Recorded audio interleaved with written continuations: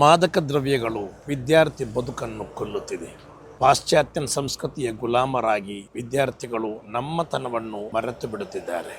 ನಮ್ಮ ಮಕ್ಕಳು ನಮ್ಮವರಾಗಲು, ಅವರು ಕುಟುಂಬಕ್ಕೆ, ನಾಡಿಗೆ, ಸಮಾಜಕ್ಕೆ, ದೇಶಕ್ಕೆ ಉತ್ತಮ ಪ್ರಜೆಗಳಾಗಿ ಮಾರ್ಪಡಲು 1973ರಲ್ಲಿ ನಮ್ಮ ಉಲಮಾಗಳು ಕಟ್ಟಿ ಬೆಳೆಸಿದ SSFಗೆ 52 ತುಂಬುತ್ತಿದೆ. ಕೇರಳದ ಒಂದು ಪುಟ್ಟ ಗ್ರಾಮದಲ್ಲಿ ಆರಂಭಗೊಂಡ SSF ಇವತ್ತು ಕಾಶ್ಮೀರದಿಂದ ಕನ್ಯಾಕುಮಾರಿ ತನಕವಿರುವ ಸುಮಾರು 10 ಲಕ್ಷ ವಿದ್ಯಾರ್ಥಿಗಳಿಗೆ ಮಾರ್ಗದರ್ಶನ ನೀಡುತ್ತಿರುವ ಒಂದು ಬಲಿಷ್ಠವಾದ ಸಂಘಶಕ್ತಿ.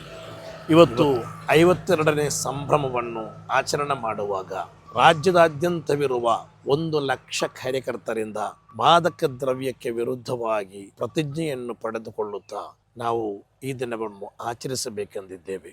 ಅಲ್ಲಾಹು ನಮ್ಮೆಲ್ಲ ಸತ್ಕರ್ಮಗಳನ್ನು ಕಬೂಲ್ ಮಾಡಲಿ.